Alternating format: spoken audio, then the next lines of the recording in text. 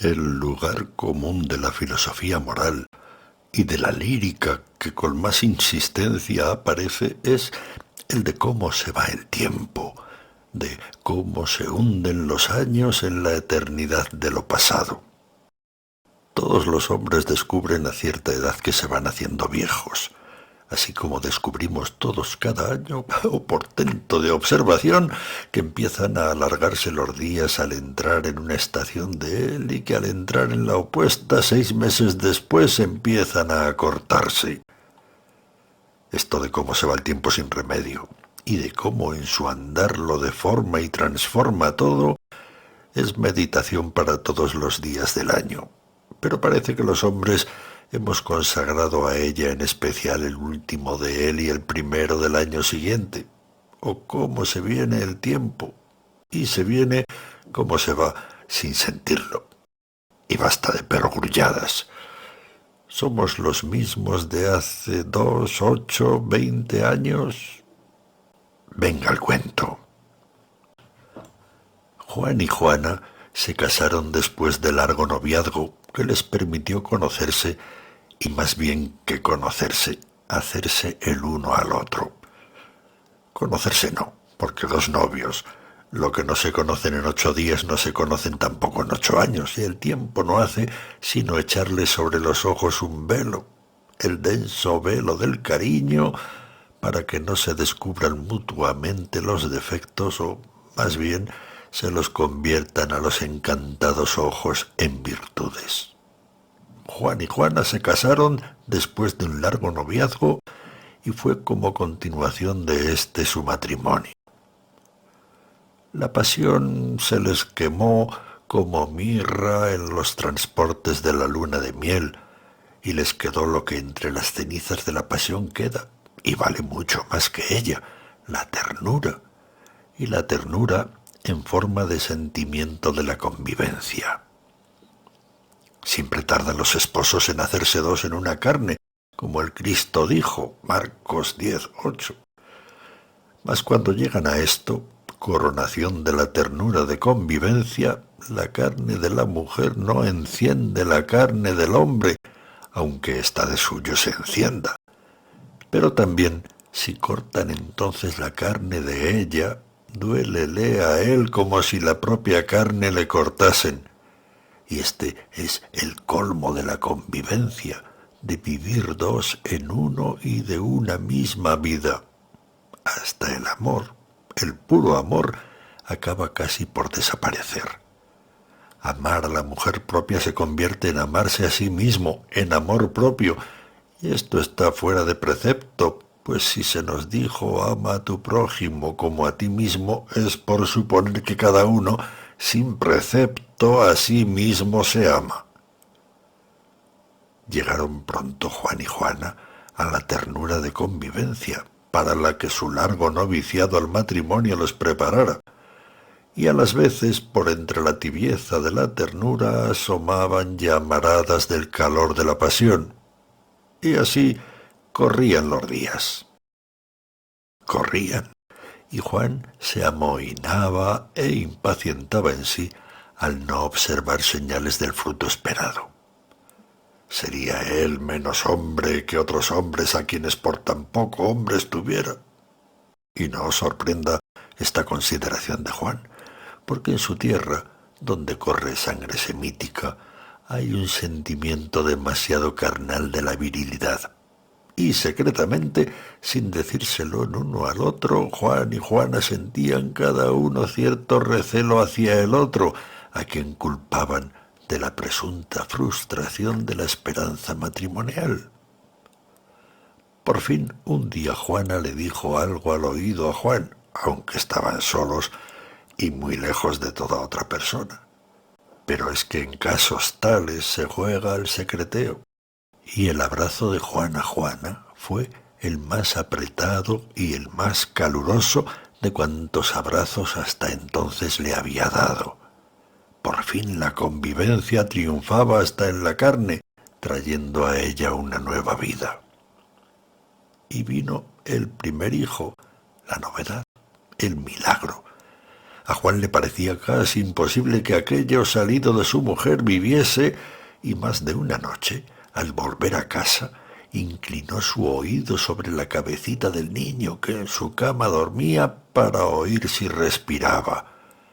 Y se pasaba largos ratos con el libro abierto delante, mirando a Juana cómo daba la leche de su pecho a Juanito. Y corrieron 2 años, y vino otro hijo, que fue hija. Pero, señor, cuando se habla de masculinos y femeninos, ¿por qué se ha de aplicar a ambos aquel género y no este? Y se llamó Juanita, y ya no le pareció a Juan, su padre, tan milagroso, aunque tan doloroso le tembló al darlo a luz a Juana, su madre. Y corrieron años, y vino otro, y luego otro, y más después otro, y Juan y Juana se fueron cargando de hijos. Y Juan solo sabía el día del natalicio del primero, y en cuanto a los demás, ni siquiera hacia qué mes habían nacido. Pero Juana, su madre, como los contaba por dolores, podía situarlos en el tiempo, porque siempre guardamos en la memoria mucho mejor las fechas de los dolores y desgracias que no la de los placeres y venturas. Los hitos de la vida son dolorosos más que placenteros. Y en este correr de años y venir de hijos, Juana se había convertido de una doncella fresca y esbelta en una matrona otoñal cargada de carnes, acaso en exceso. Sus líneas se habían deformado en grande. La flor de la juventud se le había ajado. Era todavía hermosa, pero no era bonita ya. Y su hermosura era ya más para el corazón que para los ojos. Era una hermosura de recuerdos, no ya de esperanzas. Y Juana fue notando que a su hombre Juan se le iba modificando el carácter según los años sobre él pasaban, y hasta la ternura de la convivencia se le iba entibiando. Cada vez eran más raras aquellas llamaradas de pasión que en los primeros años de hogar estallaban de cuando en cuando de entre los rescoldos de la ternura. Ya no quedaba sino ternura. Y la ternura pura se confunde a las veces casi con el agradecimiento y hasta confina con la piedad. Ya a Juana los besos de Juan, su hombre, le parecían más que besos a su mujer, besos a la madre de sus hijos, besos empapados de gratitud por habérselos dado tan hermosos y buenos, besos empapados acaso de piedad por sentirla declinar en la vida. Y no hay amor verdadero y hondo, como era el amor de Juana a Juan, que se satisfaga con agradecimiento ni con piedad. El amor no quiere ser agradecido ni quiere ser comprendido. El amor quiere ser amado porque sí, y no por razón alguna, por noble que ésta sea. Pero Juana tenía ojos y tenía espejo por una parte y tenía por otra a sus hijos, y tenía además fe en su marido y respeto a él, y tenía sobre todo la ternura que todo lo allana. Mas creyó notar preocupado y mustio a su Juan, y a la vez que mustio y preocupado, excitado. Parecía como si una nueva juventud le agitara la sangre en las venas. Era como si al empezar su otoño, un veranillo de San Martín hiciera brotar en él flores tardías que habría de helar el invierno. Juan estaba así, mustio. Juan buscaba la soledad. Juan parecía pensar en cosas lejanas cuando su Juana le hablaba de cerca. Juan andaba distraído. Juana dio en observarle y en meditar, más con el corazón que con la cabeza, y acabó por descubrir lo que toda mujer acaba por descubrir siempre que fía a la Inquisición al corazón y no a la cabeza. Descubrió que Juan andaba enamorado, no cabía duda alguna de ello. Y redobló Juana de cariño y de ternura, y abrazaba a su Juan como para defenderlo de una enemiga invisible, como para protegerlo de una mala tentación, de un pensamiento malo. Y Juan medio adivinando el sentido de aquellos abrazos de renovada pasión, se dejaba querer y redoblaba ternura, agradecimiento y piedad, hasta lograba reavivar la casi extinguida llama de la pasión, que del todo es inextinguible. Y había entre Juan y Juana un secreto patente a ambos, un secreto en secreto confesado. Y Juana empezó a acechar discretamente a su Juan buscando el objeto de la nueva pasión, y no lo hallaba. ¿A quién que no fuese ella amaría Juan? Hasta que un día, y cuando él y donde él su Juan menos lo sospechaba, lo sorprendió sin que él se percatara de ello, besando un retrato. Y se retiró angustiada, pero resuelta a saber de quién era el retrato.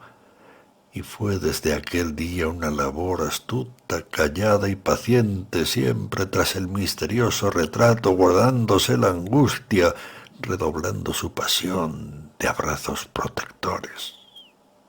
Por fin un día, aquel hombre prevenido y cauto, aquel hombre tan astuto y tan sobre sí siempre dejó, sería adrede, dejó al descuido la cartera en la que guardaba el retrato. Y Juana, temblorosa, oyendo las llamadas de su propio corazón que le advertía, llena de curiosidad, de celos, de compasión, de miedo y de vergüenza, echó mano a la cartera. Allí estaba el retrato. Sí, era aquel, el mismo, lo recordaba bien.